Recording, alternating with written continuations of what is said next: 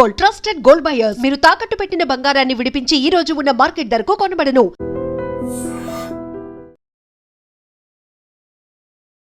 నమస్తే, welcome to I dream social spotlight with కవిత.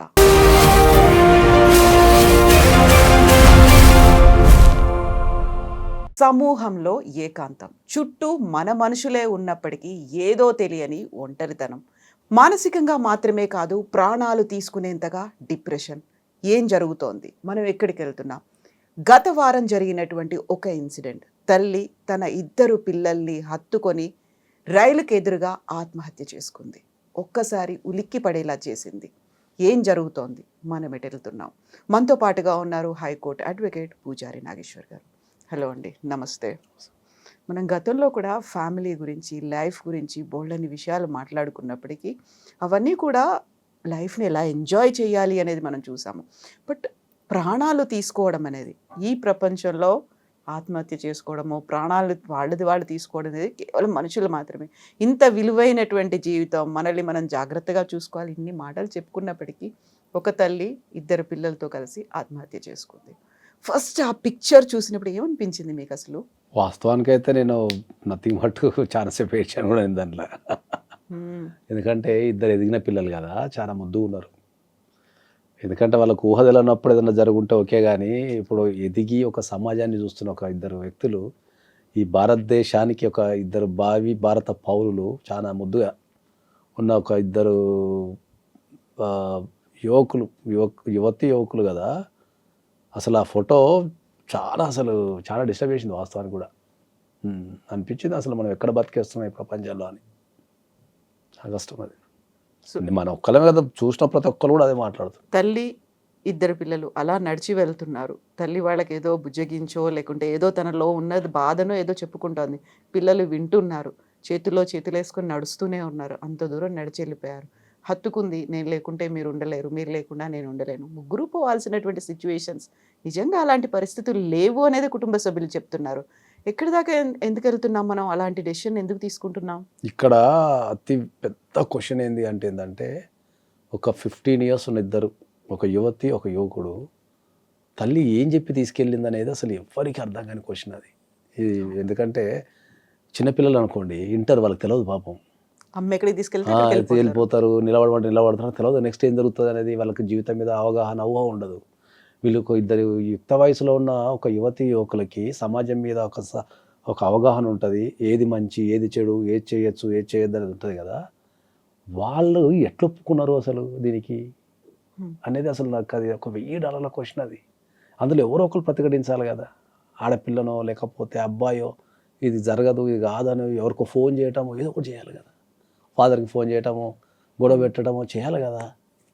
అంత ఖచ్చితంగా ఏంటంటే, సరే ఆమె పెద్ద వ్యక్తి, సరే అదొక విషయం, కానీ ఇంత ఆ ఎదుగుతున్న పిల్లల్ని ఆమెకి ఎట్లా తీసుకోవాలనిపించింది అని కూడా అర్థం కాలేదు నాకు. అందులో భర్త పిల్లలకి స్వయంగా తండ్రి బర్త్డేని కొన్ని గంటల్లో సెలబ్రేట్ చేసుకోవాలి. అది కూడా ఒకటి ఉంది, బర్త్డే ఉంది, వాళ్ళ మ్యారేజ్ డే ఉంది. అసలు వీళ్ళు ఎట్లా ఒప్పుకున్నారు, ఆమె ఏమని చెప్పి ఒప్పుకుంటుంది, అసలు వీళ్ళందరూ ఏ ట్రాన్స్లో తిరుగుతున్నారు అనేది అసలు అర్థం కాలేదు నాకు.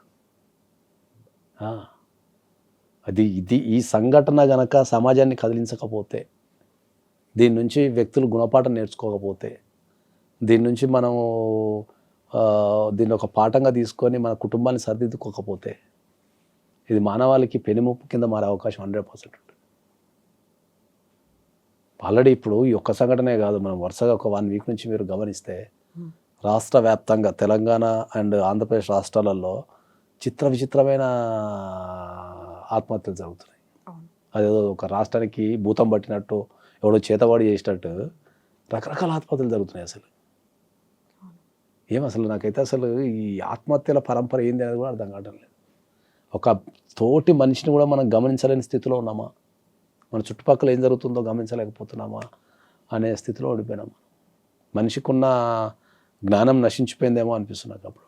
ఆత్మహత్య చేసుకోవాలి, ఒక బలమైన రీజన్, ఒక బలహీనమైనటువంటి క్షణాలు, ఇవన్నీ చెప్పుకోవడానికి వినడానికి బాగానే ఉంటాయి. కానీ నేను, నాతో పాటు నా 2 పిల్లలు, ఒంటరితనం, ఇవన్నీ అనుకున్నప్పుడు వాటిని జయించలేమా మనం అసలు? అదే నేను మాట్లాడేది ఏంటంటే, జనరల్గా మానసికంగా ఆడవాళ్ళు చాలా ధైర్యవంతులు ఉంటారు. మగవాళ్ళ కంటే 100 times ధైర్యం ఉంటారు మానసికంగా. మగవాళ్ళు ఎప్పుడు శారీరకంగా బలంగా ఉంటారు తప్ప మానసికంగా ఎప్పుడు వీకే ఉంటారు. ఎప్పుడైనా మీరు ఎక్కడైనా చూసుకోండి, ఇది 100% సత్యం. ఇది ప్రకృతి ధర్మం ఇది యాక్చువల్లీ. ఎందుకంటే ఏ కష్టం వచ్చినా కూడా తట్టుకొని ధైర్యంగా నిలబడగలిగే శక్తి ఆడవాళ్ళకి ఎక్కువ ఉంటుంది కాకపోతే కంపారిజన్ టు మెన్.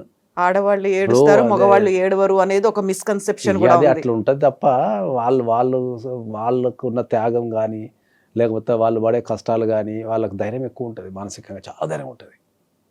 ఒక రెండు ఈ బిడ్డల్ని కానీ అదే వాళ్ళని ఎత్తి పెంచి చదివించి అదే చేతులతో ఎట్లా తీసుకెళ్ళిపోయింది అనేది ఇక్కడ మిరాకిల్. అది చాలా అది అసలు నేనైతే అసలు దాన్ని అది జరగకపోయి ఉంటే బాగుండని అయితే నేను 100 సార్లు దేవుని ప్రార్థించినా అని నాకే తెలుసు. అక్కడ ఎదుగుతున్న పిల్లలు ఆ ఫోటో అసలు మన దురదృష్టానికి ఏంటంటే అసలు ఆ ఫోటో అందరి మనసు నుంచి పోతలేదు. అసలు అది చాలా క్లియర్ గా కనిపిస్తోంది అందులో. వాళ్ళు ఇంత ఆ ధైర్యంగా నడవటం కానీ ఆ స్టైల్ కానీ అసలు ఎంత క్యాజువల్గా ఉంది తెలుసు. ఆ వీడియో కూడా వాళ్ళు ఏదో ఫంక్షన్ పోతున్నారు వాళ్ళు. ఎక్కడ బెరుకు కానీ వాళ్ళ దగ్గర ముచ్చబెట్టుకోవడం, వేడుపులు, పెడబొబ్బలు ఏం లేవు. ఇప్పుడు ఆ వీడియో ఆ రైల్వే స్టేషన్ తీసిన వీడియోకి వాళ్ళు చచ్చిపోవడానికి మధ్యలో ఒక 1 అవర్ టైం ఉందనుకున్నా కూడా వాళ్ళకి ఆ టైంలో తెలిసి ఉండాలి కదా. తెలిసి ఉన్నప్పుడు ఒకవేళ తెలిసి ఉంటే కనుక రైల్వే స్టేషన్కి ఎందుకు పోతున్నావు కనుక తెలిసి ఉంటే కనుక ఆ ఏజ్ పిల్లలకి భయం కానీ ఆందోళన కానీ చికాకు కానీ ఏదో ఒకటి ఉండాలి కదా. వాళ్ళంతా అసలు అది ఇప్పటిదాకా మరి పోలీసు వాళ్ళు ఎందుకు కనిపెట్టలేకపోయారో కానీ అది చాలా. ఇప్పుడు మనకు అందిన సమాచారం ప్రకారం ఫైనాన్షియల్ ఇష్యూస్ ఏం లేవు అని చెప్తున్నారు. కెరీర్ కూడా స్ట్రాంగ్గా ఉంది. ఎటు చూసినా కూడా ఈ మానసికమైన ప్రాబ్లమ్స్ అనేది కనిపిస్తున్నది. కానీ తెరనక ఏముందనే మనకి ఇప్పటికి తెలియకపోయినా కూడా ఇన్ని సంవత్సరాలు లాక్కొచ్చిన వ్యక్తి ఇప్పుడు పిల్లలు ఎదుగుతున్న టైంలో వాళ్ళు హాస్టల్ నుండి వాళ్ళు ప్రపంచాన్ని చూడాల్సిన టైంలో ప్రాణం తీసుకోవటము, వాళ్ళ ప్రాణాలు తీయటం అనేది అయితే అసలు ఇది ముమ్మాటికి సమాజం చేసిన హత్య అనే చెప్తాను నేను. దాంట్లో ప్రతి ఒక్కరం బాధ్యత వహించాల్సిందే, అందరం నాతో సహా. తను ఒంటరితనంతో బాధపడుతోంది అని అనుకున్నప్పుడు ఆ ఒంటరితనానికి సంబంధించి ఎప్పుడో ఒకసారి ఎవరితో ఒకరితో అయినా డిస్కస్ చేస్తూ ఉంటుంది కదా తను, కనీసం పిల్లలతోనో తల్లితోనో. అదే చెప్తున్నా, మన భారతదేశంలో వచ్చిన అతిపెద్ద ప్రాబ్లం ఏంటి అంటే మనం ఏదన్నా సమస్య చెప్పుకోవడానికి పోయినప్పుడు ఎవరితోనైనా సరే వాళ్ళు దాన్ని లైట్ తీసుకుంటారు ఇండియాలో. నేను అట్లా చాలా కేసులు చూసిన. ఎవడో చాలా సందర్భాలలో నేను చచ్చిపోతాను ఉట్టిగానో బెదిరిస్తాను సరదాకు అంటారు. అది సబ్ కాన్షియస్ మైండ్లో రికార్డ్ అవుతుంది వాళ్ళకి. అని వాళ్ళకు కూడా ఒక థాట్ ఏమొస్తుంది, ఈ అమ్మ చచ్చిపోతా అంటే ఎవడు పట్టించుకోవడం, చచ్చిపోవడం కూడా చాలా పొందినారు. ఎప్పుడైనా సరే ఒక వ్యక్తి ప్రాబ్లం చెప్పడానికి వచ్చినప్పుడు నేను ఏం చెప్తా అంటే వాళ్ళని వారించకుండా వినండి ఫస్ట్ అని చెప్తాను నేను. ఒక 2 నిమిషాలు ఎవడన్నా ప్రాబ్లం చెప్తుంటే ఏదైనా పని చేస్తున్నా కూడా ఆపి అసలు వాళ్ళు ఏం చెప్తున్నారు అంటే దాని తీవ్రత తెలుస్తుంది అంటే నేను. మనం రొటీన్ లైఫ్లో మనం తీసేస్తున్నాం, చాలా మందికి తీసేస్తుంటాం అట్లా రొటీన్ లైఫ్లో. అది తప్పు అని చెప్తాను నేను. మనిషి అనేది ఎప్పుడైనా కూడా నేను ఇప్పటికి మీకు చాలా సందర్భాలు చెప్పిన, ఎప్పుడైనా ఒక మనిషి ఆత్మహత్య చేసుకోవాలి అంటే వాళ్ళకి ఏమైనా ఫీలింగ్ వస్తుంది అంటే ఏంటంటే ఈ ప్రపంచంలో నాకెవరూ లేరు, నేను బతికి వేస్ట్. ఈ 2 పదాలు వాళ్ళ మైండ్స్లో స్ట్రాంగ్ అయినప్పుడే చచ్చిపోతారు. నా కోసం ఒకరు ఉన్నారు, లేకపోతే నేను వాళ్ళ కోసం బతకాలి అనే ఫీలింగ్ ఉంటే చచ్చిపోరు, పోరాడతారు, 100% పోరాడతారు. ఆత్మహత్య చేసుకోవడానికి గల ఏకైక కారణం అదే. నువ్వు ఎన్ని విశ్లేషణలు చేయండి, ఏమైనా చేయండి, వాళ్ళకు నా కోసం నన్ను ఎవరు పట్టించుకోవడం లేదు, నా బాధ ఎవరు వింటం లేదు, నా కోసం ఎవరు లేరు అనే ఫీలింగ్ వచ్చినప్పుడు నేను ఎందుకు ఉండాలి ఈ ప్రపంచంలో అనేది ఒక రకమైన డిప్రెషన్కి వెళ్ళిపోతారు. ఆ డిప్రెషన్కి వెళ్ళిపోయిన తర్వాత ఏం చేస్తారు, ఎవరు లేరు కదా, ఎవరు పట్టించుకోవడం లేరు కదా, బతికేందుకు అన్న టైంలో ఆత్మహత్య చేసుకుంటారు. That is the biggest problem. అది ఎక్కడైతే కుటుంబ వ్యవస్థ ఈ ప్రపంచవ్యాప్తంగా ఎక్కడైతే కుటుంబ వ్యవస్థ అయితే స్ట్రాంగ్ ఉందని మనం చెప్పుకుంటున్నామో అదే కుటుంబ వ్యవస్థలో క్రైమ్ పెరిగిపోయింది, విపరీతమైన క్రైమ్ పెరిగిపోయింది. ఆ పెరిగిన క్రైమ్ని కూడా మన జనాలు చాలా క్యాజువల్గా తీసుకుంటారు. అయిపోయిందా అదేమన్నా? అదే అంటున్నా కదా, మన జనాలు కూడా దాన్ని ఏదో ఒక వార్త లెక్క చదివి పడేస్తున్నారు తప్ప అరే ఎందుకు కుటుంబాలలో హత్యలు పెరుగుతున్నాయి, ఆత్మహత్యలు పెరుగుతున్నాయి అని ఒక్కళ్ళు కూడా బాధ్యత తీసుకొని ఆలోచిస్తాం లేరు. నేను 1,00,000 సార్లు చెప్తున్నా ప్రతి ఒక్కరికి ఏంటంటే భారతదేశంలో కుటుంబ వ్యవస్థ అనేది చెడిపోయింది. దాన్ని రిపేర్ చేయాలా, దాన్ని రిపేర్ చేయాలంటే సమాజంలో ఉన్న ప్రతి ఒక్కరు బాధ్యత తీసుకోవాలా. అది నీ కుటుంబమైనా నా కుటుంబమైనా ఎవరి కుటుంబమైనా సరే మనం బాధ్యతగా ఉండి మన పిల్లలకు కానీ సమాజానికి కానీ మనం నేర్పాలనేది చెప్తున్నా నేను. ఎవ్వరి కాళ్ళు ఇప్పుడు నేను వరుసగా ఒక 1 వీక్ నుంచి చూస్తున్నా కదా, ఒక 1 వీక్ నుంచి చూస్తుంటే ఫస్ట్ నేను చూసిన న్యూస్ ఏంది, ఒక ఆడపిల్ల తల్లిదండ్రులకి విషయం ఇచ్చి చంపేసింది. ఏది, ప్రేమించిన వ్యక్తిని వాడి కోసం. యాక్సెప్ట్ చేస్తానని మత్తు మందు మత్తు మందు పెట్టి. Over dose. అరే కనీసం ఒక ఇంగిత జ్ఞానము, వాళ్ళ కడుపులో మనం పుట్టినాము, ఈ చిన్న లాజిక్ ఇది, వాళ్ళ కడుపులో మనం పుట్టినాము, మనకి సాధిండ్లు చదివిపించిండ్లు, తల్లిదండ్రులు పిల్లలు పెరగటానికి ఎన్ని త్యాగాలు చేస్తారు అనేది వాళ్ళు పెరిగిన తర్వాత అర్థమవుతుంది. తిండి తిని కోరికలు చంపుకొని రకరకాలు చేస్తారు, ఏదో వాళ్ళ స్థాయికి తగ్గట్టు, ఎవరి స్థాయికి తగ్గట్టు వాళ్ళు చేస్తారు. కంపల్సరీ పిల్లల మీద ప్రేమ ఉంటే వాడు రిక్షా ఎక్కుకున్న నుంచి అంబానీ వరకు వాళ్ళ స్థాయికి తగ్గట్టు ఏదో ఒకటి పిల్లల ఎదుగుదల కోసం ఎక్కడి దగ్గర కాంప్రమైజ్ అయితేనే ఉంటారు తల్లిదండ్రులు, అయితేనే ఉంటుంది. అట్లాంటి తల్లిదండ్రులని నువ్వు విషమిచ్చి చంపడం ఏంటి? నాకు అది కాన్సెప్ట్ అర్థం కాలని. నీకు అంతగానం ప్రేమించిన వ్యక్తున్నాడు, పారిపోనుంటూ ఏటన్నా ఏమవుతుంది? బతకలేవైతే పెద్ద ప్రపంచంలో ఓ ఢిల్లీకో బాంబేకో కలకత్తాకో పారిపోయి నచ్చిన మొగుండి అంతగానో నీకు నచ్చితే పారిపోయి బతకనుంటే పని చేసుకుంటూ బతకలేరా? అందులో తను ఉద్యోగం చేస్తుంది, మనం nursing చేసింది. చదువుకున్న అమ్మాయి నర్సింగ్ చేస్తుంది, నీకు ఇంజక్షన్లు జనాలు బాగుపడతానికి రా అంటే అవే ఇంజక్షన్లు పెట్టి తల్లిదండ్రులు చంపేసింది. ఎటు పోతుంది సమాజం? ఒక తల్లిదండ్రులు చంపటం అంటే నాకు కాన్సెప్ట్ అర్థం కాలేదు అసలు. జనరల్గా ఇప్పుడు తల్లిదండ్రులు బాధపడుతూనే చూడలేం చాలామంది సెంటిమెంట్ ఉంటుంది, పాపం వాళ్ళు మనం కలుస్తారు, పెంచుతారు, వాళ్ళు త్యాగాలు చేస్తారు కదా అంటాం. ఓరి అమ్మ చంపే కార్యక్రమం అయిపోయింది. ఇంకో దగ్గర నిజామాబాద్లో కొడుకు పెళ్లి కాలేదని చెప్పేసి కొడుకుని అండ్ భార్యను చంపేసింది. ఇది చంపే కాన్సెప్ట్ ఏంది అసలు? ఇది మన ఇళ్ళకి వచ్చేసింది, రేపు దాంట్లో ఎవడైనా ఉండొచ్చు అని చెప్తే సమాజం పట్టించుకోవటం లేదు. అది చాలా లైట్ తీసుకుంటున్నారు గవర్నమెంట్ కానీ సమాజం కానీ. మన ఫ్యామిలీ కుటుంబాలలో విలువలు పడిపోయినాయి, ప్రతి ఒక్కరి ఇంట్లో చావు అనేది జరుగుతున్నది. డైరెక్ట్ చంపేసుడే, ఇంకా మళ్ళీ దానికి సమస్య పరిష్కారం లేనట్టు. నిన్న ఒక అమ్మాయి సాఫ్ట్వేర్ ఇంజనీర్, పెళ్లి కాలేదని, తల్లి ఒంటరి అయిందని చెప్పేసి చూసుకున్నారంట, సాఫ్ట్వేర్ ఇంజనీర్ అంట. నేను పెళ్లి దాని మీద రాస్తే నాకు 50 సొల్యూషన్స్ వచ్చినాయి. నాకు పెళ్లి చేసుకుని దాని మీద రాస్తే 50 సొల్యూషన్స్ వచ్చినాయి నాకు. మంచి హోల్డేజ్ హోమ్లు ఉన్నాయి హైదరాబాద్లో. 15,000 to 20,000 కడితే 24 hours డాక్టర్ని పెట్టి 3 పూటలు తిండి పెట్టి వాళ్ళని తెల్లవారులు వాళ్ళకు సేవలు చేసి మంచి హోల్డేజ్ హోమ్స్ ఉన్నాయి నీకు. దాంట్లో నీకు ఒక పెళ్ళే భారం అయింది అనుకుందాం, ఆ తల్లిని తీసుకెళ్ళి సంపాదించిన దాంట్లో ఒక 20,000 1,00,000 సంపాదిస్తుందంట అమ్మాయి. అంత ప్రేమ ఉంటే తల్లికి ఒక 25,000 పెట్టి మంచి 5 star రేంజ్లో ఉన్న ఓల్డేజ్ హోమ్స్ ఉన్నాయి. దాంట్లో పడేసి రోజుకు 3 సార్లు కాల్ చేసుకొని నీ పన్ను చేసుకొని ఓ పెళ్లి చేసుకుంటే ఎంత బాగుంటుంది జీవితం.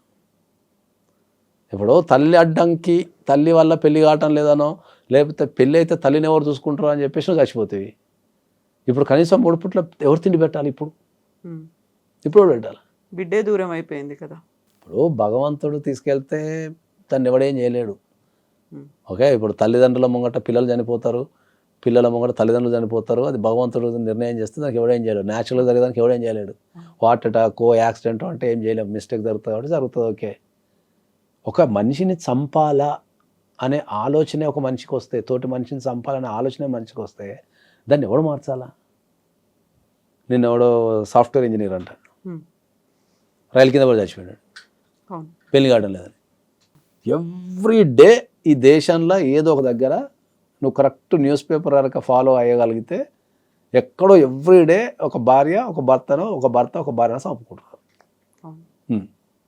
మధ్యలో పిల్లలు చంపుతున్నారు.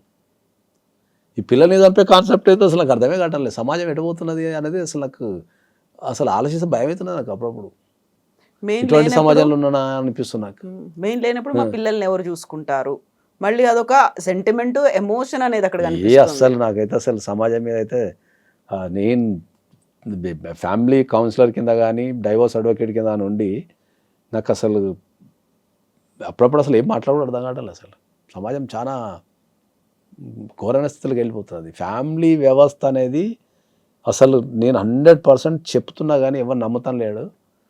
ఇండియాలో ఏదైతే కుటుంబ వ్యవస్థ స్ట్రాంగ్ అని చెప్పుకుంటున్నామో ఆ వ్యవస్థ మొత్తం పడిపోయి ఇళ్లలో చంపడాలు అనే ఒక కార్యక్రమం పెట్టుకొని తిరుగుతున్నారు.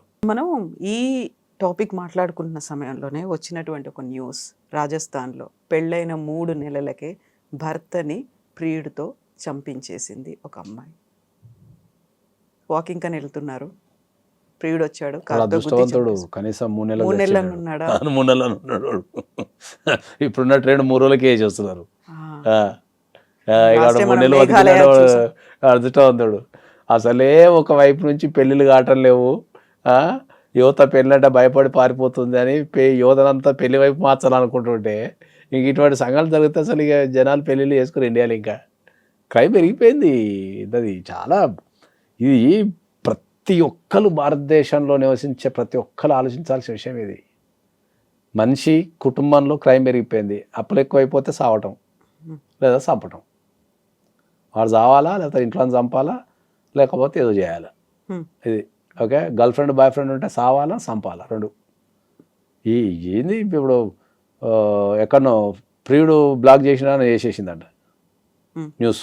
సోషల్ మీడియాలో బ్లాక్ చేసిందని వాడిని వేసేసిందంట. బ్లాక్ చేస్తే వేసేసింది. నాకు కాన్సెప్ట్ అర్థం కాలేదు నాకు అసలు. నేను నిన్నటిదాకా పెద్ద మేధాని అనుకున్నా కానీ ఇవన్నీ చూస్తుంటే అసలు నాకేం అర్థం కావడం లేదు. అసలు బ్లాక్ అయిపోతున్నది. బ్లాక్ చేస్తే అన్ని వేసేసి ఇప్పుడు అన్ని వేసేసి ఏడు నువ్వు జైల్లోనే ఉంటుంది. ఇక నువ్వు ఏ చదువులేదు దానికి. అరే జీవితం పెళ్లి చేసుకోవచ్చు, చంపేసుడు, రకరకాల చంపుడు. ఎవరు చంపడంలో కూడా క్రియేటివిటీ చూపిస్తున్నారు. ఎవరి స్థాయికి తగ్గట్టు వాళ్ళకు. అదే చెప్తున్నా కదా, మనిషి బలహీనుడు అయిపోయాడు. That's what I'm telling. మనిషి ఎప్పుడైతే మనం సమాజంతో కనెక్షన్లు ఉంటామో, సమాజం మీద బాధ్యత, మనకు భయం 2 ఉంటాయి. ఎప్పుడైతే సమాజం పట్టించుకోవడం లేదు, నన్ను ఈ సమాజం పట్టించుకోవడం లేదు అన్నప్పుడే ఓహో నేను ఏమైనా చేయొచ్చు అనే ఫీలింగ్ వస్తుంది.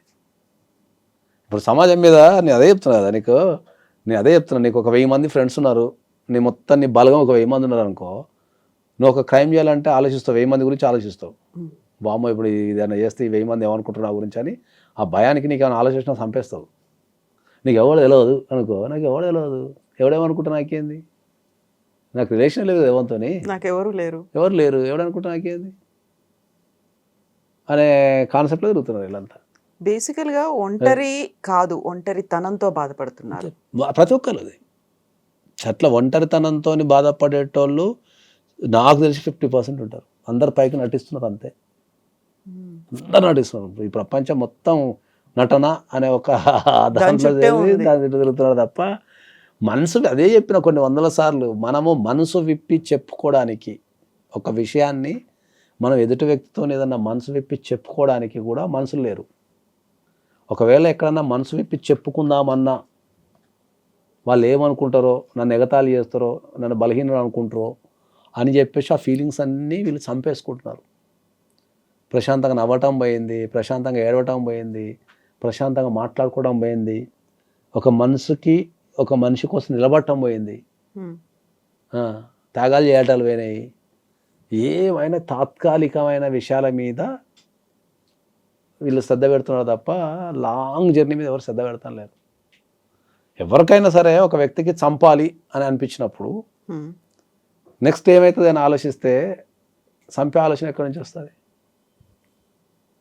చంపితే ఏడుంటాడు, లైఫ్ లాంగ్ జైలు ఉంటాడు. మరి లైఫ్ లాంగ్ జైలు ఉండడానికి చంపడం ఎందుకు కదా? దానికి ఈ చిన్న లాజిక్ కూడా మిస్ అయిపోతున్నారు జనాలు, తప్పించుకోలేరు. ఇప్పుడున్న టెక్నాలజీకి క్రైమ్ చేస్తుంటేనే దొరుకుతారు. మనం పట్టించాల్సిన ఇంతకుముందు అన్న టెక్నాలజీ లేనప్పుడు ఒక సాక్ష్యం దొరకాలన్నా, ఒక ఇంకేదైనా దొరకాలన్నా చాలా కష్టం ఉంటుండే. ఇప్పుడున్న టెక్నాలజీకి నువ్వు ఎంత చిన్న తప్పు చేసినా కూడా, నువ్వు ఇంకా ఏ టెక్నాలజీతో అయితే ఇంకా ఘోరం. మొన్న ఎవరు రైల్వే స్టేషన్లో ఇద్దరు దొంగలు పట్టించింది తెలుసా? ఏ టెక్నాలజీ? ఆ ఏరియాలో తిరిగే నేరస్తుల మొత్తం మన ఏపీలో ఎక్కడో జరిగింది అది రీసెంట్గా. డేటా మొత్తం దానికి రోబోట్కి ఎక్కించి దాన్ని రైల్వే స్టేషన్లో చెప్తున్నారంట. అది మొత్తం తిరిగి అందరినీ చూస్తుందంట. దీంట్లో ఉన్న డేటాతోనే 2 కళ్ళు గమనించి వాళ్ళిద్దరిని ఇమీడియట్లీ లోకల్ పోలీస్ స్టేషన్కి కంప్లైంట్ ఇచ్చేసిందంట. రైలు వచ్చి పట్టుకున్నారు. ఇంతకుముందు నన్ను ఎవడో చూస్తే కష్టంగా తగ్గేటోడు ఇప్పుడు యంత్రాలే పట్టించేస్తున్నాయి ఎక్కడికి. యంత్రాలు పట్టించేస్తాయి. ఇప్పుడు నేరస్తుల డేటా మొత్తం ఇప్పుడు మీకు యుఎస్లో నేరస్తుల డేటా మొత్తం ఏఐ చేసేసింది. ఎప్పుడైనా నువ్వు కార్ డ్రైవింగ్ చేసుకుంటూ పోతుంటా కూడా ఆ ఏఐ కెమెరా ఇట్లా చూసి ఆ డేటాను అనలైజ్ చేస్తుంది సెకండ్లలో. చేసి నీకు ఏమైనా క్రైమ్ ఉందో అనుకో ఆ నెక్స్ట్ స్టేషన్కి చెప్పేస్తున్నారు వాళ్ళు, అక్కడ ఆపేస్తారు. యూఏలో కూడా అట్నే ఉంది, యూకేలో అట్నే ఉంది. ఈజీగా పట్టేసుకుంటున్నారు మనుషులు. ఇంతకుముందు ఒక పట్టుకోవాలంటే ఎక్కడికో పోయి పట్టుకోవాలా, కూర్చున్న దగ్గర నుంచి యంత్రాలే పట్టించేస్తున్నాయి, వీడు పలాన్ దొంగ వీడు పలాన్ దొంగ అని చెప్పేసి. ట్రూ. ఇప్పుడు బేసికల్గా ప్రాబ్లం మనతో ఉందా, మన చుట్టుపక్కల ఉన్న వాళ్ళతో ఉందా? ఒంటరితనం అనేది వాళ్ళకే వస్తుందా, మనం వాళ్ళని అందులోకి నెట్టుతున్నామంటారా? మనిషి అనేది ఏంటంటే తన రూపాన్ని మార్చుకుంటున్నాడు. ఇప్పుడు కోతి నుంచి కనుక మనిషి పుట్టి ఇప్పుడు ఎట్లా తయారైనామో ఇప్పుడు ఇక్కడ నుంచి మళ్ళీ మనం కోతి రూపానికి వెళ్ళిపోతాం ఫ్యూచర్లో ఇంకా 100%. ఎందుకంటే ఎన్ని సందర్భాలు చెప్పిన ఏంటంటే మనిషి అనే వ్యక్తి సంఘజీవి. మనిషి అనే వ్యక్తి సంఘజీవి అంటే వాడు సంఘంలో కలిసి ఉన్నంత కాలమే బలంగా ఉంటాడు. ఆ సంఘం నుంచి బయటకు వస్తే బలహీనుడు అయిపోతాడు. అట్లా ఇప్పుడు పూర్వకాలంలో మన ఇంటికి మనకు లంకంత కొంపు ఉంటుంది. ఓకే, ఎంతమంది వస్తే మనం అంత ధనవంతులం, సంతోషము అంత ధనవంతులం. వాళ్ళతోని కలిసి మాట్లాడి కూర్చొని అనుభూతులు పంచుకొని కష్టాలు సుఖాలు పంచుకొని నచ్చింది వండుకొని తిని బతుకుతుండే. ఇప్పుడు లంకంత కొప్పు ఉంటుంది, రావడానికి ఎవడు ఉండడు. వాడు రావాలంటే గేట్లు అవి ఇవి మా ఇల్లు ఏమో చెప్తారు కదా దాని పేరు, మైగేట్ యాప్ అంటారు కదా, మాది అలా గేటెడ్ కమ్యూనిటీ ఉంటుంది, మా దాంట్లోకి ఎవరు రాడని చెప్పుకుంటాం. మీ దాంట్లోకి ఎవరు రాకపోతే నువ్వు కొనుక్కునేది కట్ట నేను మళ్ళీ ఎవరు వాళ్ళు ఉండాలి, మాది గేటెడ్ కమ్యూనిటీ ఉంటుంది, మా దాంట్లో ఎవరు రాలని చెప్తారు. మరి అమ్మ మరి దానికి నువ్వు కొనుక్కునేది దానికి ఎవరు రాకపోతే నువ్వు దానికి. కష్టం అది, చాలా కష్టం. ఎందుకంటే నేను ఒక విషయం చెప్తా ఎప్పుడు అంటే, నన్ను చాలామంది క్వశ్చన్ అడిగినాను, మీ హోమ్ టూర్ చేస్తాం సార్ అని అడుగుతున్నాను సీరియస్గా. అందరు చేస్తున్నారు కదా సార్, మీరు కూడా సెలబ్రిటీ కదా, లేకపోతే మీరు టాప్ మోస్ట్ అడ్వకేట్ కదా, మీ హోమ్ టూర్ చేస్తాం సార్ అని అడుగుతారు. నేను మా హోమ్ టూర్ చూస్తే గుండా చచ్చిపోతారు అని చెప్తాను నేను. ఎందుకట్లా లావిష్గా అట్లా ఉండదు, రిచ్గా 750 SFT మా ఇల్లు మొత్తం. మా ఇంట్లో ఎక్కడ కూడా ఇంట్లో అందరూ కనిపిస్తారు మాకు. మేము కిచెన్లో ఉన్న ఇంట్లో అందరూ కనిపిస్తారు, ఎక్కడున్నా ఇంట్లో అందరూ కనిపిస్తారు మాకు. మేము నలుగురు ఉంటాం, అందరూ కనిపిస్తారు కళ్ళం కంటే. ఏం చూస్తున్నా గుర్తుపడతా ఉంటేనే. నాకు ఒక 20 కోట్లు పెట్టి ఒక విల్లాని గంట సేపట్లో కొనగలుగుతా. ఎందుకు తీసుకో? నాకు న్యూయార్క్లో ఆఫీస్ ఉంది, లండన్లో ఆఫీస్ ఉంది, దుబాయ్లో ఆఫీస్ ఉంది, ఇండియాలో 5 floors ఆఫీస్ ఉంది. నా ఆఫీసు 12,000 SFT ఉంటుంది. అంతున్నప్పుడు 750 SFT ఎందుకు ఇల్లు మరి? అరే నాకు కళ్ళ మూట కనిపించాలి అందరూ. ఎవరు రూమ్లో పోయి వాళ్ళు ఏం చేస్తున్నారో తెలియక రూమ్లో వేసుకొని పండుకుంటే నీకు ఫ్యామిలీ బాండింగ్ ఎక్కడ ఏర్పడుతుంది? ఇంకా ఎదురు ఒక మనిషి తిరుగుతుండాలా, ఎదురుగా మాట్లాడుతుంటే కమ్యూనికేషన్ జరుగుతుంటుంది. 2 బెడ్రూమ్లు, ఒక హాల్, ఒక కిచెన్, అంతే మాది. సొంతిల్లే. కళ్ళముట కనిపించాలి నాకు. నేను తెల్లారులు వేస్తే US పోతా, UK పోతా, దుబాయ్ పోతా, ఎక్కడైనా ప్రపంచం మా పిల్లల్ని వేసుకొని తిరగలుగుతా ఎవ్రీ మంత్. కానీ ఇల్లు అంతే ఉన్నది. నాకు అనిపిస్తుంది ఏం చేస్తా అంత పెద్ద ఇల్లు తీసుకొని నేను ఏం చేస్తా అంత లంకంత కొంప తీసుకుంటే ఎవరు లేనప్పుడు మనిషికో టీవీ పెట్టుకొని ఏడబడతాడ కూర్చొని ఎవరి రూమ్లలో వాడు గడిపితే ఎట్లుంటుంది అనే కాన్సెప్ట్. మన స్టేటస్ పెరిగిన కొద్ది చాలా రిచ్నెస్ అనేది కనిపించాలి, ఎలిగెంట్ గా ఉండాలి. రిచ్నెస్ అనేది మనం చేసే పనులలో కనిపించాలి తప్ప నువ్వు ఇంటితో రూపంలోనో కార్ రూపంలోనో చూపిస్తే వేస్ట్ అని చెప్తాను నేను.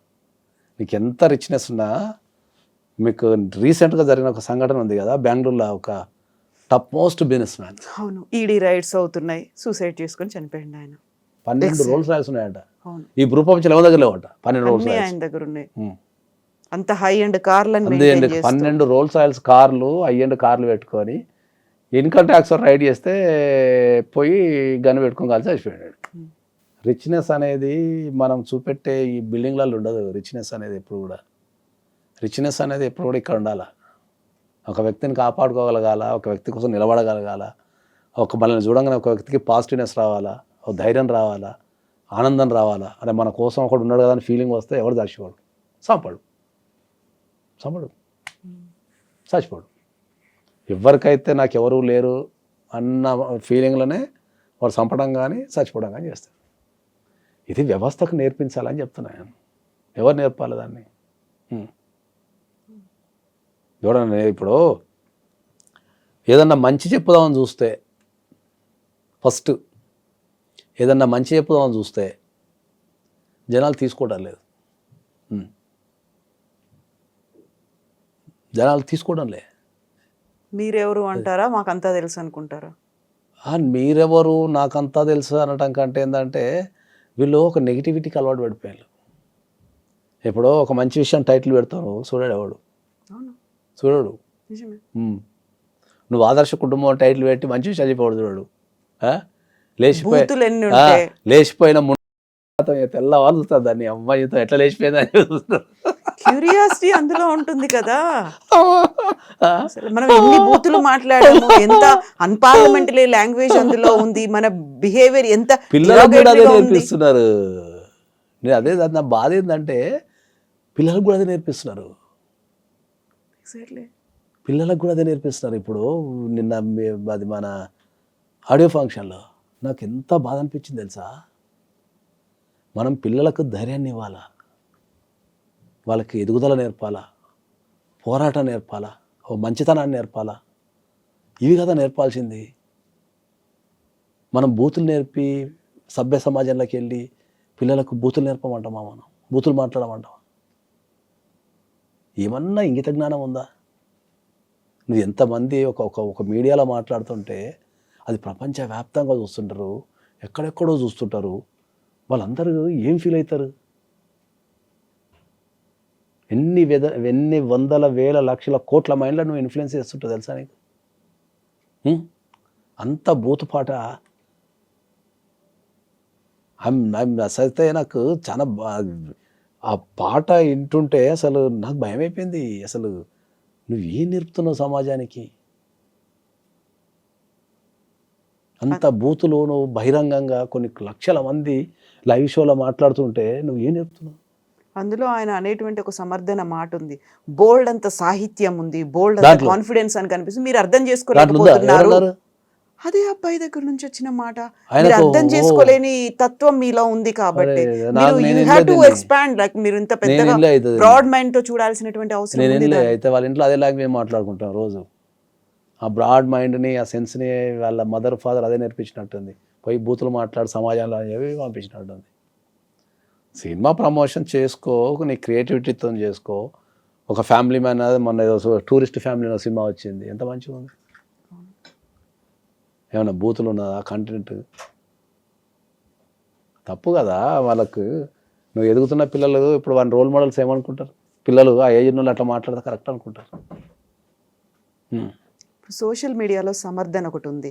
మీరు ఇలా మాట్లాడే వాళ్ళంతా ఓల్డ్ స్కూల్, పాత చింతకాయ పచ్చడిలాగా. ఇప్పుడు జెన్జీని మీరు అర్థం చేసుకోలేకపోతున్నారు. ఇప్పుడు ఉన్నటువంటి సొసైటీలో మీలో రావాల్సింది మార్పు అనే మాట. ఏమో నాకు తెలిసిన మరి నేను జనరల్గా అయితే మా ఇంట్లో కూడా ఇద్దరు జంజీలు ఉన్నారు. మరి నేనైతే ఏం నేర్పలేదు. వాళ్ళు ప్రశాంతంగానే ఉన్నారు, మరి మంచిగానే ఉన్నారు, మంచిగా మాట్లాడతారు, అందరికి రెస్పెక్ట్ ఇస్తారు. నేనైతే అదే నేర్పిన మా ఇద్దరు పిల్లలకి. పైసలున్నా లేకపోయినా వ్యక్తిని కాపాడుకోవాలా, మంచిగా ఉండాలా, మంచిగా మాట్లాడాలా, నెగిటివ్ మాట్లాడద్దు. ఇవే నేర్పుతాను ఎప్పుడు. తారతమ్యాలు పెట్టకండి ఎవరిది. ఉన్నది ఒకటే జీవితం, పుట్టవై పుట్టము, సాధ్యమైనంత వరకు సంపాదించేసుకోండి మనుషుల్ని, పైసలు వదిలిపెట్టేసానే చెప్తాను నేను. ఇప్పుడు నాకున్న స్టేటస్కి నేను మస్తు లగ్జరీ పెంచగలుగుతాను నేను. ఏం లగ్జరీ లేదు ఇంట్లో ఇద్దరు పిల్లలకి. బిలో 750 ఎసెప్ట్. లగ్జరీ అంటే మా ఇంట్లో మంచి బట్టలు వేసుకుంటాను తప్ప మిగతా అంతా సేమ్ ఉంటుంది అంతే. అరే ఇప్పుడు ఎవరన్నా ఎక్కడికన్నా పోతే నేను ఎప్పుడైనా చెప్తాను, నాకు చాలా భయం ఉంటుంది. ఏం భయం ఉంటుంది అంటే ఏంటంటే ఎవరైనా సరే మన ప్రవర్తనను బట్టి మన తల్లిదండ్రులు ఎవరు డిసైడ్ చేస్తారు.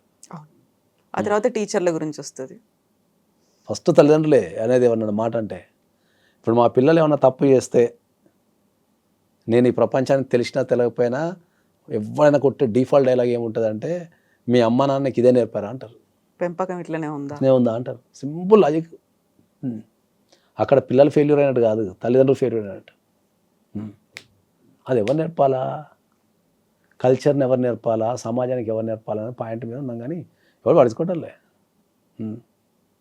ఇట్లా మనం చెప్తున్నాం, ఎవడు వింటలేడు అసలు మార్కెట్లో. ఇట్లా ఇప్పుడు మీరు చెప్పినది ఏదైతే ఉందో, ఇప్పుడు నా పర్సనల్ ఇన్స్టాగ్రామ్లో నాకు అదే ఎదురవుతుంది. నా పర్సనల్ ఇన్స్టాగ్రామ్లో నేను సమాజానికి పనికొచ్చే విషయాలు చెప్తా. ఓకే, ఇప్పుడు సమాజానికి పనికొచ్చే విషయాలలో 25 సంవత్సరాలకు పెళ్లి చేసుకోరా అని చెప్తాను నేను. దానికి పెడతారు కామెంట్లు మనల్ని. ఒక్కొక్కడు ఒకడు ఎవడో నిన్న పెడుతున్నాడు, జీవితాన్ని నీకు నేర్పిస్తాను నేను అని పెడతాడు. లోకం చదివి ఉన్నట్టుగా అదే తెలుసు అన్నట్టు. మనకి ప్రొఫైల్ ఫోటో ఉండదు, పిక్ ఉండదు, దొంగతనం తిరుగుతుంటాడు. నీకేం తెలుసు, జాబ్ ఉంటే అది ఉంటుందా, పైసలు లేకపోతే ఇది ఉంటుందా, ఎవరికి పిచ్చి పట్టినట్టు పెడతారు కామెంట్. సమాజానికి ఒక పోకడు ఉంటుంది, దాని ప్రకారం పోవాలా. నువ్వు 25 సంవత్సరాలకి పెళ్లి చేసుకోకపోతే పీకనికి ఏముంటుంది, ఏజ్ అయిపోయిన తర్వాత 35 చేసుకుంటే ఏముంటుంది, ఏముండదు. 35 చేసుకుంటే నీ కొడుకో నీ బిడ్డ పుట్టారకు వాళ్ళ ఏజ్కి వచ్చారకు నువ్వు 60 ఉంటావు. ఏం చెప్తావు వాళ్ళకు? నువ్వే ముసలినే కాళ్ళకు పడితే అది దిశ నిన్ను హాస్పిటల్ వేసేస్తారు. ఆ పాట పాడాడు చాలా ఆవేశంగా, చాలా కాన్ఫిడెంట్గా, చాలా ధైర్యంగా ముందుకొచ్చి పాడాడు అని అనుకుంటున్నాను. ఒక్క పాటతోని నేను చెప్తున్నా కదా, ఆ ఒక్క పాటతోని నథింగ్ బట్ ఆయన కెరీర్ని నాశనం చేసుకుంటే. అది ఎంత గలీజ్ పాట అది. ఎంత సినిమా అనేది ఒక క్రియేటివిటీ. నువ్వు చెప్పే విధానంలో చెప్పు వింటారు. ఒక స్థాయి బూతులు మాట్లాడదామని అనం. The way of expression should be ఉంటుంది కదా అని చెప్తాం మనం. అదే రాసిన వాళ్ళు ఎవరో తెలియదు. మరి ఆ స్టేజ్ మీద పాడచ్చా లేదా, ఎవడు వాడు ఏది ఇచ్చాడో తెలియదు. మళ్ళీ ఆ ఏజ్ ఏంది, ఆ పాడే పాట ఏంది, దానికి ఏదో బెదిరింపులు. అయినా నేను సారీ చెప్పను. వాడు ఎవడైతే ఏదన్నా విమర్శ వచ్చినప్పుడు వాడు క్షమించమని అడగడానికి సిద్ధంగా ఉంటాడో వాని ఎదుగుదల ఒక రేంజ్లో ఉంటుంది. ఇప్పుడు రామ్ చరణ్ ఉన్నాడు, లేకపోతే అల్లు అర్జున్ ఉన్నాడు, పెద్ద ఫ్యామిలీస్ ఉన్నాయి అనుకుందాం హీరోలలో. వాళ్ళు రాయాలంటే అట్లాంటి బూతు పాటలు రాయలేరా? బూతులు మాట్లాడలేరా స్టేజ్ మీద? తప్పది. అది సమాజానికి చాలా రాంగ్ మెసేజ్, చాలా తప్పది ఆ ఏజ్లో వల్ల. ఆయనైతే నేను సారీ చెప్పను అంటున్నాడు. కనీసం పేరెంట్స్ అయినా మాట్లాడాల్సినటువంటి అవసరం ఉంది. మనతో బయటికి వీడియోలో లేకుంటే పబ్లిక్గా మాట్లాడకపోయినప్పటికీ వాళ్ళ పిల్లలతో అయినా వాళ్ళ కొడుకుతో అయినా 100% దానికి పేరెంట్స్ బాధ్యత వహిస్తే కనీసం వాళ్ళకున్న గౌరవం నిలబడుతుంది. నేను ఆ పొజిషన్లో 100% సమాజానికి 100% క్షమాపణ చెప్తాను. సరిదిద్దుకుంటా, క్షమించడం 100% చెప్తా. తప్పు అనేది జరుగుతుంది, తప్పు జరగదని నేను అంటలే. తప్పు అనేది మంచి చేయాలా, దాని నుంచి రియలైజ్ కావాలి, ఇంకా మరింత జాగ్రత్తగా ఉంటాడు. అట్లా ఇప్పుడు ఆ ఏజ్లో తెలవకపోవచ్చు. తెలవనప్పుడు ఎవరు సరిదిద్దాలి దాన్ని? పేరెంట్స్ సరిదిద్దాలి. నేనైతే ఆ ప్లేస్లో ఉంటే నేను బాగా చెప్తా, సమాజానికి కానీ ఎవరైతే ఇబ్బంది పడ్డారో అందరికి క్షమాపణ చెప్తాను. పేరెంట్స్కి తెలిసి చేస్తున్నారా తెలవక చేస్తున్నారా అనేది వాళ్ళ కుటుంబం మీద ఆధారపడి ఉంటుంది. కానీ డెఫినెట్లీ అయితే దానికి క్షమాపణ చెప్పాల్సింది, దానికి వేరే ఆప్షన్ లేదు.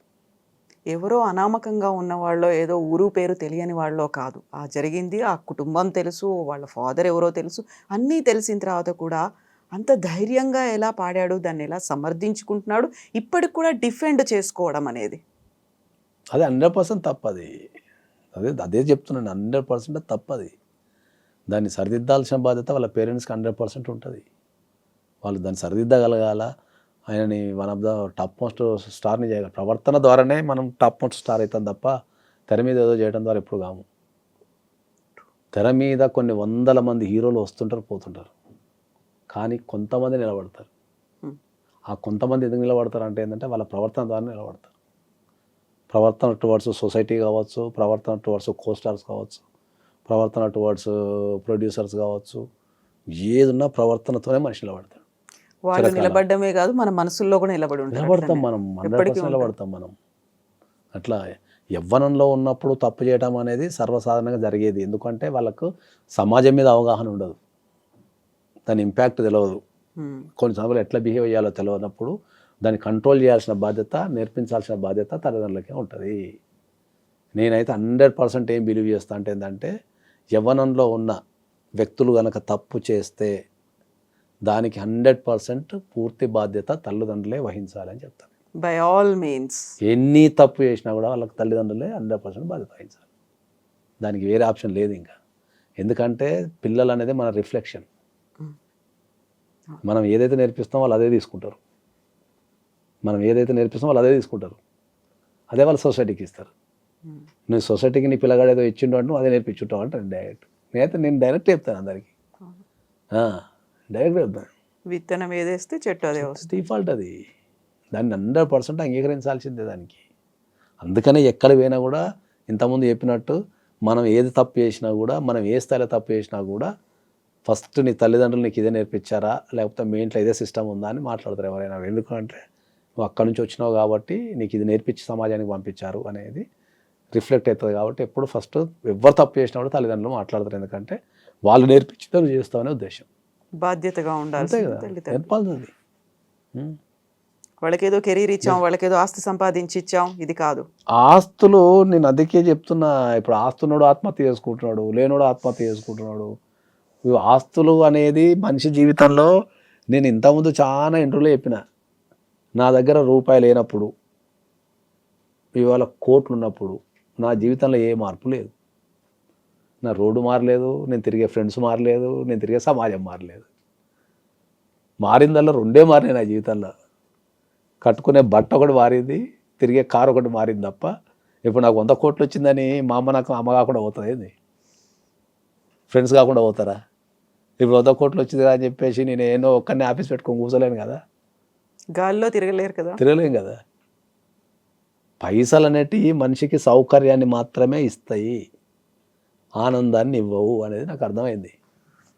పైసలు సంపాదిస్తే అన్నీ వస్తాయి అనుకున్నా నేను కూడా.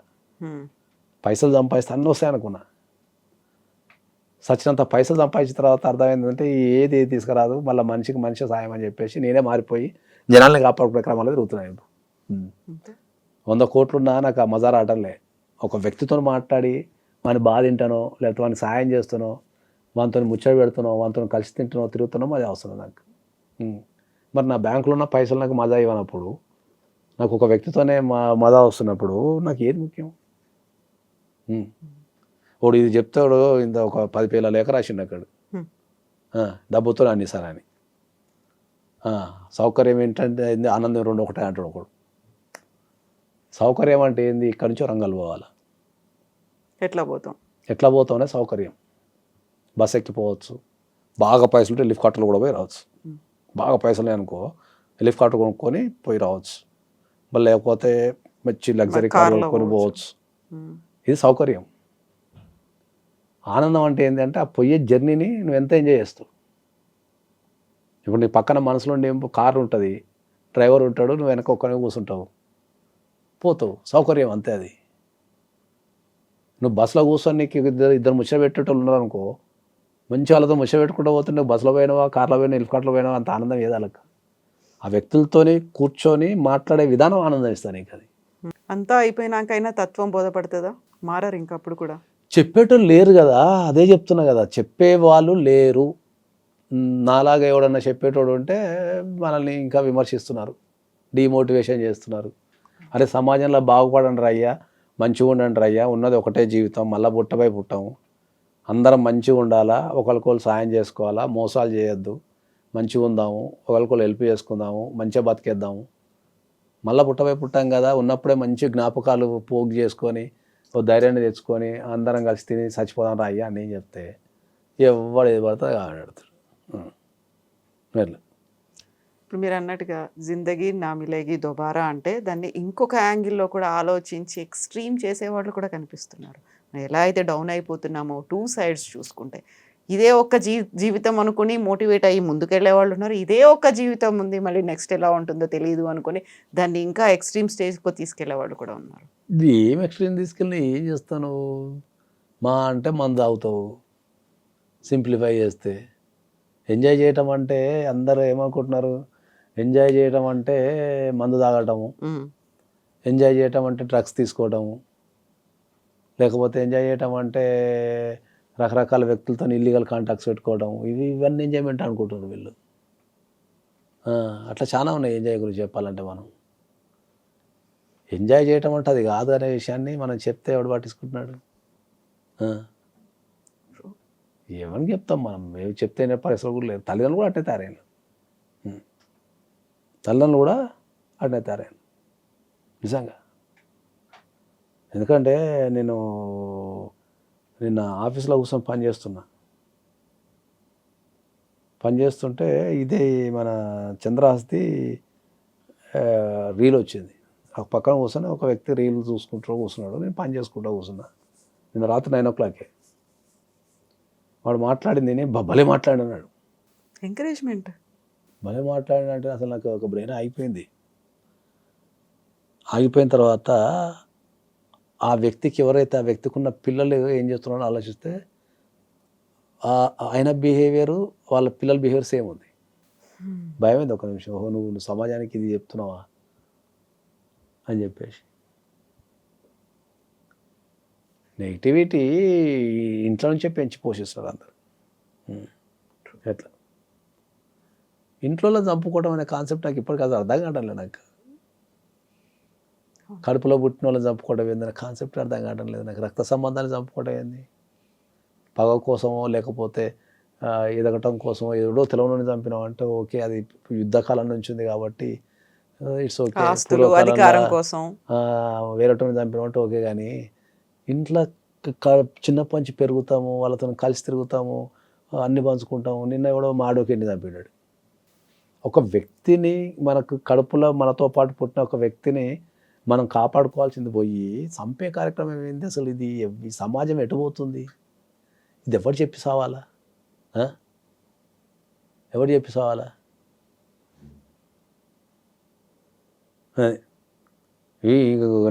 మీకు జోక్ చెప్తా. నా ఇన్స్టాగ్రామ్లో నిన్న ఒక అమ్మాయి ఏదో పెళ్లి గురించి మాట్లాడుతుంటే ఒక అమ్మాయి కథ, నాకు కూడా జోక్ ఇది. ఇన్స్టాగ్రామ్లో ఒక అమ్మాయి నాకు మెసేజ్ పెట్టింది. ఏమని? ఈయన సమాజంలో ఉండాల్సిన వ్యక్తి కాదు, ఈయనని రీహాబిలిటేషన్ సెంటర్ పంపాలని పెట్టింది. ఎవరు? ఒక అమ్మాయి. ఎవరిని పంపించాలి? నన్ను. మిమ్మల్ని? ఓ, పెళ్లి గురించి మాట్లాడుతుంటే. ఎందుకలా? పెళ్లి చేసుకుంటారు నాయన అని చెప్పి మాట్లాడుతుంటే, పెళ్లి చేసుకుంటారు నాయన, ఏజ్లో పెళ్లి చేసుకోండి అని మాట్లాడుతుంటే ఒకటే లైన్ పెట్టింది, మిమ్మల్ని రీహాబిలిటేషన్ సెంటర్. ఈయన సమాజంలో కాదు ఉండాల్సింది, ఈయన ఇమీడియట్లీ రీహాబిలిటేషన్ సెంటర్ పంపండి అని పెట్టింది. నేను కూడా కింద రిప్లై ఏమి ఇచ్చినా తెలుసా? ఆయన, అవునమ్మా, నేను రీహాబిలిటేషన్ సెంటర్నే ఉండాలా, ఎందుకంటే మీలాంటి వాళ్ళ మధ్యలో ఉండలేను, నాకు రీహాబిలిటేషన్ సెంటర్ కరెక్ట్ సరిపోద్దని మెసేజ్ పెట్టా. మన సమాజంలో ఇప్పుడు మనం నవ్వుకున్నట్టుగా నవ్వుకునే సందర్భాలు కూడా చాలా తగ్గిపోతున్నాయి. ఎంజాయ్ చేసే సంతోషపడే క్షణాలు అవి తగ్గిపోతున్నాయి. దాన్ని ఒక బిజినెస్, ప్రతి దాన్ని నువ్వు నాకేమి ఇస్తావు, నేను నీకేమి ఇవ్వాలి, నువ్వు నాకేమి ఇస్తావు, నేను ఇంత ఒక వ్యక్తితో ఫ్రెండ్షిప్ చేయాలి అంటే వీటితో ఫ్రెండ్షిప్ చేస్తే ఏమొస్తుంది? లేకపోతే పెళ్ళి కూడా అట్నే తయారైంది, బిజినెస్ కింద తయారైంది. అదే నీ మొత్తుకొని వచ్చేది, వీళ్ళందరికీ మొత్తుకొని వచ్చేది ఏంది? పెళ్ళి అనేది మనం ఒక వ్యక్తితోని కలిసి జీవించే విధానం. పెళ్ళి అనేది ఒక వ్యక్తితోని కలిసి జీవించే విధానం. నువ్వు ఒక వ్యక్తితో కలిసి జీవించగలుగుతున్నా జీవించలేనా అని పెళ్లి చేసుకోవాలా. దానికి నువ్వేం చేస్తున్నావు? జీతం ఎంత, ఏ వీసా ఉంది, ఎక్కడుంది, ఆస్తులు ఎంత ఉన్నాయి, నేను పోతే ఒకతే కోడలు ఉంటానా, లేకపోతే ఒకటే బిడ్డ ఉన్నదా, ఈ ఆస్తి అంతా నేనే నాకేస్తానా? ఇవి కాదు పెళ్ళికి. నేను మొత్తుకొని వచ్చేది అది అందరికీ. బలగా ఎంత ఉంది, ఏమున్నది, కుటుంబాలు ఎట్లున్నాయి, ఇవి కాదు. పెళ్ళిలా ఇప్పుడు జరిగే పెళ్ళిళ్ళల్లో 90% మ్యారేజెస్ మోసాలతోని, అబద్ధాలతో జరుగుతున్నాయి. ఒక ఇద్దరు వ్యక్తుల్ని కలిపే కార్యక్రమం లేదు. పెళ్ళి అనేది కూడా ఒక బిజినెస్ అయిపోయింది. వాళ్ళు పేపర్ల మీద వేసుకుంటున్నారు, వేసుకొని పట్టుక వేసుకుంటున్నారు. ఏమో అమ్మాయి జీతం ఉందా, అబ్బాయి జీతం ఉందా, ఈడు ఉందా, ఈడు ఇట్లా వేసుకొని వాళ్ళు ఇద్దరు సెట్ అవుతారు, పంపిస్తున్నారు, ఒక ఇంటికి దిగి పంపిస్తున్నారు. వీళ్ళు అడిగిపోయిందో చూడలేకపోతున్నారు. వీళ్ళ క్యాల్కులేషన్స్ వేరు, పెళ్లి క్యాల్కులేషన్స్ వేరు. దేనికి ఉండాల్సిన దానికి ఉంటే సక్సెస్ అవుతుంది. నేను కొన్ని లక్షల కేసులు చూస్తున్నా. 1 వీక్కి పెళ్లి చేసుకుంటారు, 1 మంత్కు పరిచయం లేకుండా ఉట్టేన సార్ పెళ్లి చేసేటప్పుడు ఏంటంటే ఈ ముహూర్తం లేదనో, లేకపోతే వాడెవడో చచ్చిపోయాడు ఈ లోపల చేయాలనో, లేకపోతే ఇప్పుడు అమెరికా వెళ్ళిపోతే ఇమీడియట్లీ ఇవ్వాలనో తప్ప ఇద్దరు వ్యక్తులు కలిసి జీవించగలిగే వీళ్ళకి ఆ ఎబిలిటీ ఒక ఇంటి కింద పెడుతుందా లేదనే లేదు. ఓపెన్గా మాట్లాడుకొని చేసుకునే గుణమే లేదు. ఇప్పుడు నేను ఎందుకు ఇంతగానో మొత్తుకుంటున్నానంటే నేను రోజు కొన్ని వందల కేసులు ప్రపంచవ్యాప్తంగా చూస్తున్నా కాబట్టి ఈ సమాజంలో ఇది జరుగుతుందని మొత్తుకుంటున్నా. అందరికి ఎవరికాలు ఏమనుకుంటారు, సమాజం మాత్రం ప్రశాంతంగా ఉంది, నాగేశ్వరరావు పోయారు ఒక్కడు ఈ సమాజాన్ని జడగొడుతున్నాడు పనికిరాని విషయాలు చెప్పి సమాజం మా ఇంట్లో మేము అందరం మంచిగా ఫ్యామిలీ సాంగ్ వాడుకుంటున్నాము, మీకు వచ్చిన బాధ ఏంటి? నేను కొత్త చెప్పాలని సమాజానికి సూత్రాలు అని చెప్తున్నావు. తాకిడి నాకు తాకుతుంది. ప్రపంచవ్యాప్తంగా కొన్ని వందల మంది యువతి యువకులు ఎంత బాధపడుతున్నారు రిలేషన్షిప్స్ వల్ల కానీ పెళ్లి వల్ల కానీ, ఎన్ని కుటుంబాలు బాధపడుతున్నాయి, ఎన్ని జీవితాలు ఎక్కడ స్ట్రక్ అయిపోతున్నాయి అనేది నేను ప్రత్యక్షంగా చూస్తున్నా. కాబట్టి ఇవన్నీ చేయకుండా అయ్యా, మీరు ఉన్న ఒక జీవితాన్ని ఖరాబ్ చేసుకోకుండా అయ్యా, మంచి ఏజ్లో ఉండండి, మంచిగా ఉండండి అని నేను చెప్తున్నా. అదేమైపోతుంది, అదంతా తిరిగి నా మీద దాడి చేస్తున్నారు. అది ఈ ఒకటైతే మీకు ఇంకా కథ నాకు జోగి చెప్పాలా. ఒకసారి ఏదో చెప్పినా నేను పెళ్లి గురించి చెప్తూ ఒక ఇంటర్వ్యూలో ఒక అమ్మాయి అడిగింది నన్ను, ఏం లేనోడికి నీకు బిడ్డ ఉంటే ఇస్తారా అని అడిగింది నన్ను. కొడుకులు ఉన్నారు కాబట్టి ఇట్లా మాట్లాడుతున్నా అట్లా కూడా అడిగిళ్ళు. తర్వాత మరి ఏం లేనోడికి నీకు నిజంగా బిడ్డ ఉంటే ఇస్తాను కూడా అడిగిళ్ళు. నేనన్నా పెళ్లి చేసేటప్పుడు నేను వాడితో కలిసి జీవించగలుగుతామా లేదా మాత్రమే చూడాలా. వాళ్ళకి ఆస్తులు ఉన్నాయా, ఆస్తులు లేవా, వాడు ఏ ప్రొఫెషనల్ చూడొద్దు అని చెప్పిన. పెళ్ళి అయ్యటానికి ఒక అందగాడు ఉంటాడు, ఒక అందమైన భార్య ఉంటుంది. ఏదైనా కారణం వల్ల యాక్సిడెంట్ వాళ్ళ ముఖం ఖరాబో చేయో కాలో వదిలిపెట్టేస్తామా? పెళ్ళి అయ్యటానికి వాడు పేదోడు ఉంటాడు, లేకపోతే పేద అమ్మాయి ఉంటుంది, ఏదో వాళ్ళు కష్టపడి కోర్టు సంపాదించుకుని వదిలిపెట్టేస్తామా? ఇప్పుడు అవే అవుతున్నాయి కదా, వదిలిపెట్టేస్తా. అదే చెప్తున్నా, పెళ్ళికి పారామీటర్స్ ఇవన్నీ కాదు. పెళ్ళి అయ్యటానికి వాడు సాఫ్ట్వేర్ ఇంజనీర్ ఉండి 5 లక్షలు సంపాదించేవాడు ఉంటాడు, అదృష్టం బాగుండి జాబ్ బంద్ చేసి వ్యవసాయం చేసుకుంటా అంటాడు, అని 3 వస్తుంది, వదిలిపెట్టేస్తామా? జీవిత విధానం వేరు. That's what I'm telling. ఒకటి మనం అనుకున్నది ఇంకో 10 ఇయర్స్కి ఉండదు. చాలా తక్కువ మందే సేమ్ ఇప్పుడు గవర్నమెంట్ ఎంప్లాయ్ ఉంటాడు, ఎప్పుడు గవర్నమెంట్ ఎంప్లాయ్ కిందనే ఉంటాడు. కొన్ని ప్రొఫెషన్స్ ఉంటాయి, 70% of the people the keep change. Private job చేస్తాడు, 5 సంవత్సరాల తర్వాత బోర్ కొడుతుంది దానికి, చల్ నేను జాబ్ ఏం చేస్తా, బిజినెస్ పెట్టుకుంటా అంటాడు. లేదు నేను పెళ్లి టైంకి నీ జాబ్ చూస్ చేసుకున్నా, నేను వదిలిపెట్టేస్తున్నారు కదా. లైఫ్ అనేది ఎవ్రీ 5 ఇయర్స్కి మారుతుంటుంది. ఎవరి జీవితం అయినా మారుతుంది. నేను బాండ్ పేపర్ రాసి సంతకం పెట్టిస్తా, ఎవ్రీ 5 ఇయర్స్కి చేంజ్ వస్తుంది. 25 ఇయర్స్లో స్టార్ట్ అవుతుంది, 25 ఇయర్స్ వరకు ఒక స్థాయిలో చదువులు అవి ఇవి ఏం ప్రొఫెషన్ ఎంచుకోవాలా ఇదంతా ఒక 20-25 వరకు జరుగుతుంది కుటుంబాన్ని బట్టి. అక్కడ నుంచి నీ సొంత డిసిషన్స్ నుంచి మారుతుంటుంది. ఇప్పుడు నేను నా లైఫ్ తీసుకున్నాను అనుకో, నేను సాఫ్ట్వేర్ ఎంప్లాయ్ కింద స్టార్ట్ చేసుకున్నా, తర్వాత బిజినెస్ చేసిన, తర్వాత అడ్వకేట్ అయినా, ఇప్పుడు సినిమాలు తీస్తున్నా, రేపు ఇంకేం చేస్తున్నా నాకే తెలియదు, ఇప్పుడు అన్ని కలిపి చేస్తున్నా. మరి నాది కూడా మారిపోయింది కదా, ఎవ్రీ 5 ఇయర్స్కి మారిపోతూనే ఉంది. నా లైఫ్లో ఎంతమంది వాళ్ళందరూ పట్టం వేస్తే ఎవ్రీ 5 ఇయర్స్కి ఒకటి చేస్తున్నారు వాళ్ళు. ఎవడో వస్తాడు, మనం బిజినెస్ చేస్తాము, లేదన్నా సినిమాలు తీస్తే ఖతర్నాక్ ఉందా అంటాడు, అరే బాగుంది అంట, కానీ ఉన్నేలేం తీసుకుని ఆడ పెడతాం.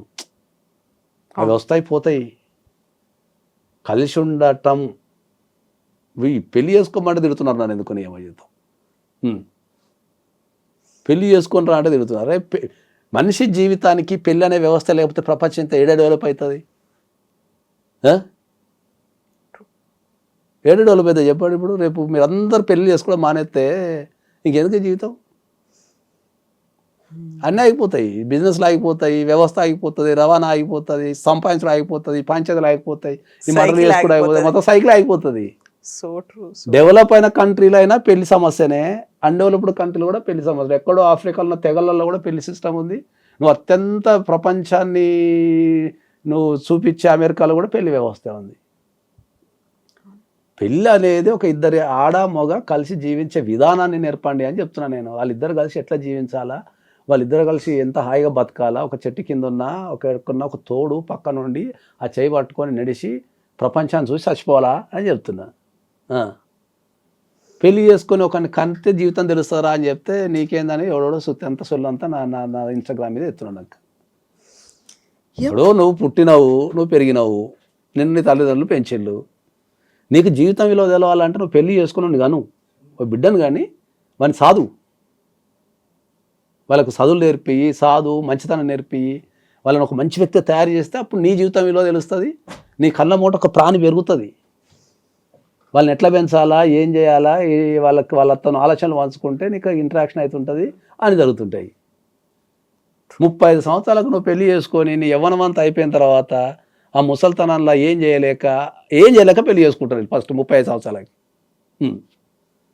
చేసుకుంటే ఏం చేస్తావు వాడికి 30 సంవత్సరాలకి ఏం చేస్తావు ఇప్పుడు స్ట్రెస్కి ఉన్నదానికి. నువ్వు పెద్ద కుటుంబాలలో చూడండి, వాళ్ళు ఎర్లీ ఏజ్లో పెళ్లి చేసుకుంటారు. ఇప్పటికీ నేను రాసిస్తాను, పెద్ద కుటుంబాలలో ధనవంతుల కుటుంబాలలో ఎర్లీ ఏజ్లో పెళ్లి చేసుకుంటున్నారు. మీరు ఎన్ని కుటుంబాలు భారతదేశంలో చూడండి 25 ఇయర్స్కి పెళ్లి చేసుకుంటారు ఎర్లీగా. అది తెలియదా? ప్రపంచం అంతా ఒక రకమైన మైకంలో పడిపోయింది. ఏంటి అంటే పైసలు ఉంటేనే జీవితం, పైసలు లేకపోతే ఎవరు డేకడు, పైసలు లేకపోతే ఎవరు కేర్ చేయరు. పైసలు ఉంటేనే జీవితం, కారు ఉంటేనే జీవితం, బంగారం ఉంటేనే జీవితం, మీరు అన్నట్టు మంచి పాష్ బంగ్లా ఉంటేనే జీవితం. ఈ అన్నిటి దాంట్లో మనిషి పడి కొట్టుకపోయి అసలు మనిషి యొక్క అర్థం పరమార్థం అంతా మారిపోతుంది. కొన్ని లక్షల సార్లు చెప్పిన ప్రతి ఇంటర్లో చెప్తున్నా ఏంటంటే, మీకు ఏ రకమైన సమస్య ఉన్నా నా ఆఫీస్కి రండి, నేను ఏదో ఒక సొల్యూషన్ చేస్తాను. నాకున్న తెలివితేటలతోని, నాకున్న పరిచయాలతోనో ఏదో ఒకటి దానికి అవుట్కమ్ ఏదో ఒక రకంగా ఇవ్వగలుగుతారని ఆయన. ఈ సంపే కార్యక్రమాలు సచిపే కార్యక్రమాలు పెట్టుకోకంటారు ఆయన. 1000-2000 పెడితే ఈ దీంట్లో కూడా మళ్ళీ ఉన్నది. ఇంకా సార్ మీరు రమ్మంటున్నారు 1000 రూపాయలు అడుగుతున్నారు సార్ అంటాడు. సార్ మీరు రమ్మంటున్నారు మళ్ళీ 1000-2000 వసూలు చేస్తున్నారు సార్ అంటారు. మరి ఆ 1000-2000 వసూలు చేయకపోతే నేను ఇంటికి బియ్యం తీసుకెళ్ళాలా, లేకపోతే మా పూర్వాలు పసుతాం అనుకుంటున్నాడా? 1000-2000తో నీకు జీవితంలో నీకు ఆ 1000-2000తో జీవితానికి సంబంధించిన సమస్య పరిష్కారం దొరుకుతున్నప్పుడు ఈ జైలు జీవితాలు, ఈ పారిపోవడాలు, సంపడాలు ఇవన్నీ తగ్గిపోతాయి కదా ఆ 1000-2000తోనే. So true, accept, agree that. Thank you so much అండి. And for more videos, Please subscribe to iDream. Please subscribe to iDream. Please subscribe iDream. And please subscribe to iDream. For more videos, subscribe to iDream. please like, share and subscribe to the channel. Congratulations, iDream. Subscribe to iDream. Subscribe to iDream. So subscribe to iDream Media.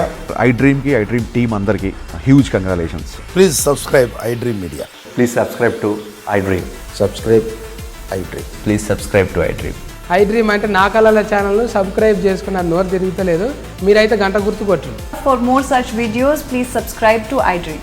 Subscribe to iDream. Please subscribe to iDream. Please subscribe iDream Media. Please do subscribe to iDream. Please subscribe to iDream Media. For best entertainment and information, please subscribe iDream. And don't forget to subscribe to iDream.